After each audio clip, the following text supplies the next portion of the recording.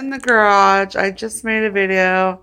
The guy that lived here that beat on his wife, that we had the CSI team out here, and I was going to go to the jury and be a witness. I mean, not to the jury, to go be a witness to, he bashed her head into that right there.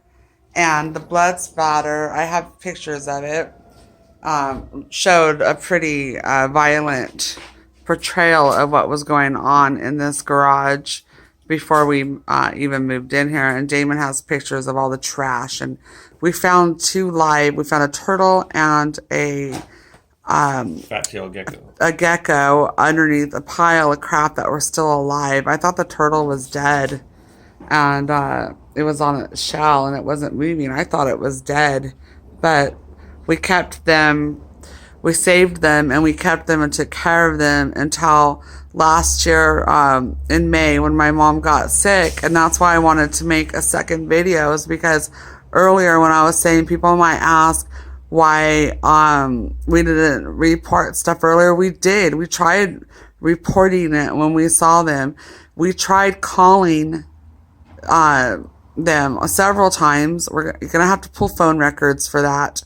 In fact, the PG&E came out. They wanted to come over here because our usage was so high. They wanted to come over here and assess our appliances and also do weatherizing and all kinds of stuff, because I qualify under that because I'm disabled. And my son was living here at the time, and he couldn't even use medically necessary devices because if you would even turn the hallway light switch on, then it would kick off all the stuff in his room. And I tried explaining that to Donna and Tom when they came by. And Tom plugged my hairdryer in the bathroom, shocked me. He called me a liar and said that was impossible. But it doesn't have that surge protector, updated surge protector thing that is actually code compliant. And so my friend, who's a hairdresser, said that if it's not grounded, that even though the hairdryer had one of those kickoffs on it, that I definitely could have been shocked because there's still electricity there.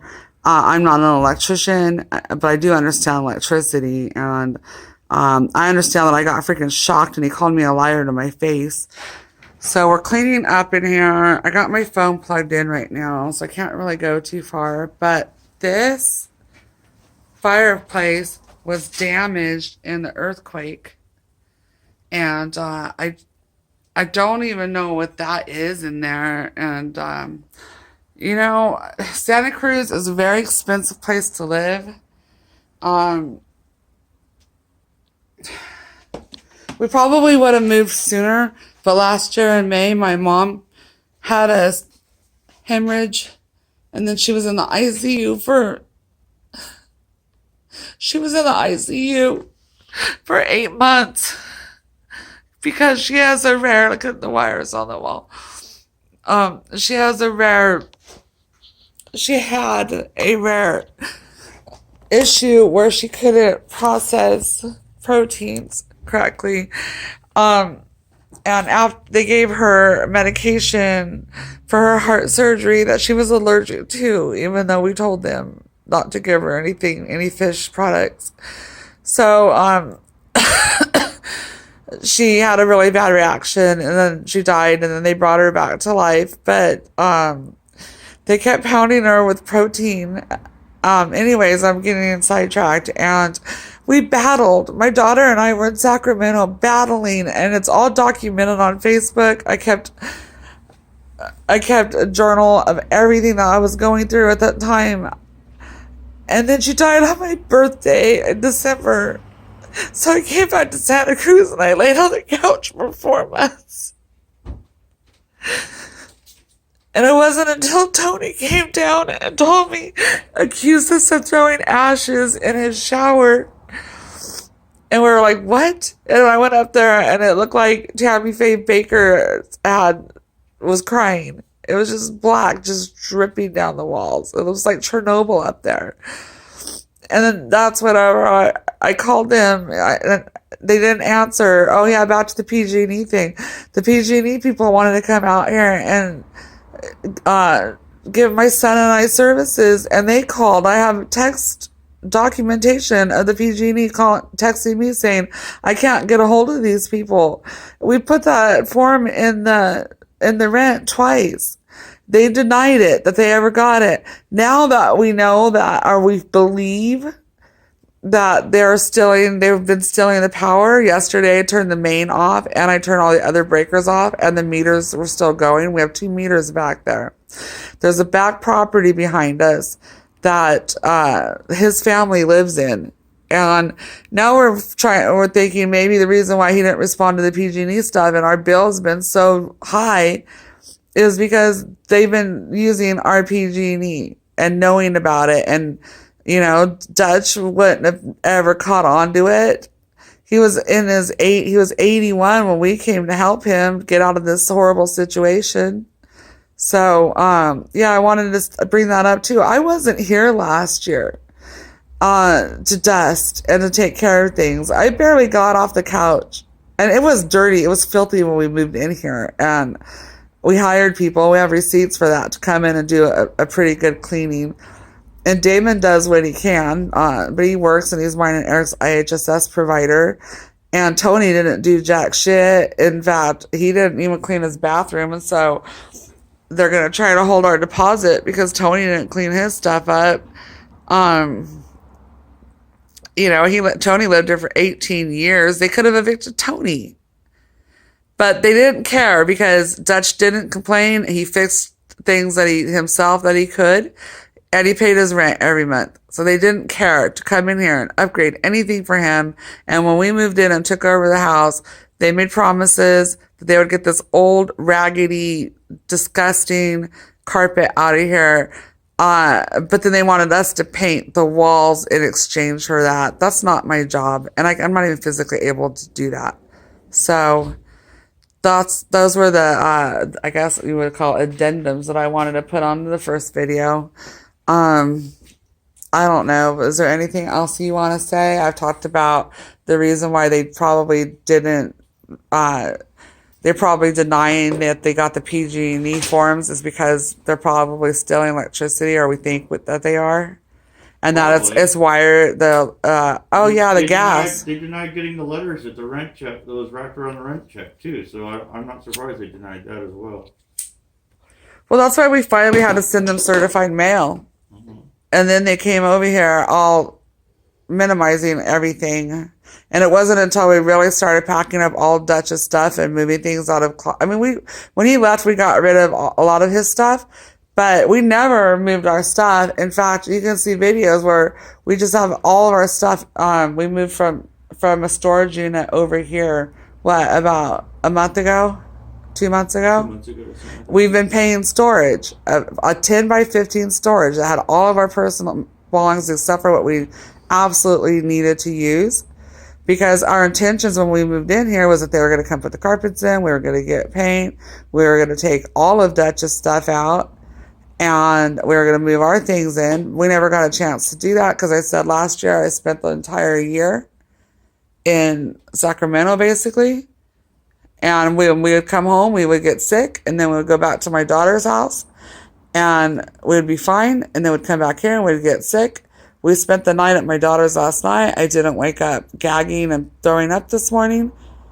As soon as we walked back in this house this evening, I feel sick, and I'm going to take a disgusting video of what happens to me in the morning. And every morning, we would get sick and cough up clear mucus. Almost every single morning living here. I'm going to have to take pictures. It would make you choke and almost throw up. It does make me throw up. I'm going to have to take pictures or videos of all of us freaking gagging in the morning. It's disgusting, but it's just more evidence, you know? Mm-hmm. It's just horrible, horrible people. And, you know, come over here with an attitude like we're being... the thing that like also... we're lying to them. Right. Well, they know that we're not lying to them. They know they haven't done jack in this house. Look at all the wire, you know. We're going to take a more comprehensive video. This is basically just my YouTube. These are Slumlord videos. But we're going to take a more comprehensive video for the judge and leave all our personal commentary on it. I guess I just need to vent because I'm so infuriated. I'm infuriated by all of it. There's cracks in the ground. All right, cracks in the foundation Aren't legal either. No, it's not. Also from the earthquake and the fireplace. No, I already took pictures of that. And how many times have you hit your head on this? Bunch. So many. So that there's some stuff left upstairs. It was not ours. We have proof that it was here. Like I said, we had moving boxes up until we moved them out of here to Sacramento. We never unpacked our things into this house. It wasn't affordable, but we couldn't have afforded anything else. And we intended on updating and all of that, but they never held up their end of the bargain. And then 2 years later, they call us, 2 years after we signed the first lease, they call us and say, this is the time of the year that we signed the lease. No, you didn't show up last year, and we never got a copy of our original lease. And so... Until right before they evicted us. So when they came over here to sign, And it's fraudulent. It wasn't the same lease we signed. It's not the same lease that we signed, and we can prove it. So when we tried to, we called them, or when they wanted to redo the lease, that's whenever I sent them the certified letter, because I knew they were going to try to up our rent. They were going to come over here and they were going to try to raise our rent. So I sent them a certified letter outlining all of our, complaints and our concerns. And they came over here and gave us attitude like we were crazy. And they fixed like I said in the last video, a few little things and left the major things unfixed. We had a gas leak in here and the PG&E came out and tagged it. So we haven't, we were sitting doing laundry and stuff in a garage with the gas leak. Tom could sit here and say that we never told him about these problems. He knew that upstairs window was open for 2 years. We couldn't close that upstairs window. He's like, why don't you just close it? I'm like, you close it and it just springs right back. Like, it's not our job. We've told you about it. You've known about it and you didn't come and you didn't fix it. And then when you did, it fell out of the wall like a week later or less. Yeah. It's not fixing it. It's like replacing Tony's sheetrock, his moldy sheetrock with the piece of shit. Why isn't that bedroom up there drywalled? And then the room that Eric was in, there's like this old stained, I feel really bad as a mother that I exposed my already 2 times brain surgery child to living in this. I didn't realize how bad it was until we started moving his stuff out. What are you filming? I'm just filming the wall. Oh. I just don't want to film myself because I look and feel like shit right now. Just trying to get everything down about these people. It's outrageous to me. It is. I was worried about the dogs being out here when you guys were smoking cigarettes, but they were probably safer around cigarette smoke than they were on that carpet. No shit, there's probably so much mold and shit in that carpet. All dogs have had, Bailey and Futu had reverse sneezing and respiratory problems. They went to the vet. That cost a pretty penny. And then when we went to my daughter's after my mom, that was about the time that they stopped with that. Yeah. And now that we're back, especially now that we're kicking up more dust and mold, moving everything out, they're really, having a problem with it, especially Futu. Yeah. Olaf just got over a gnarly ear infection, and Wade was just hospitalized with a MRSA or with a staph infection, and I have a recurrent staph infection from. Could be environmental. It's gotta be. I mean, it's the same strain, Yeah. Wade and I have the same strain. Dutch got a horrible MRSA infection on his leg. Yeah. Could have been caused by this house. I have a feeling that, Dutch was a double PhD. Yeah. I have a feeling that the tweakers living in this garage and all the cracks in that fireplace and those walls, that smoke was getting in there to him. And I'm pretty sure that there's still meth residue in this garage. And we've talked to the landlords about that, and they just say, Tom said, well, they weren't cooking in there, were they? We don't even know if they were or not. But it doesn't matter. They say if you're sitting here and you're smoking meth for 4 years, I don't care if you're cooking it or not. Like, where's residue? We have medical records from everything from fatigue and depression to brain fog to sore throats. I've had to have endoscopies done to figure out why I throw up all the time. Um, I've had back surgery because I tripped in this place. Dogs have been sick. I don't know. It's people will, they'll say, well, why didn't you move? We probably would have last year if that wouldn't happen to my mom. We were already talking about it because we had suspected at first that the dogs were around the plants because when we lived up in Felton, they didn't have any issues. So we thought maybe that it was allergies down here, but now we know it's those carpets and there. And I mean, just the dirt alone after 30 years would be bad enough. Yeah. So I think that's the end of the video. We'll make more comprehensive ones for the judge, but I will reveal the location of this house and the landlord's names after we see them. All right, bye.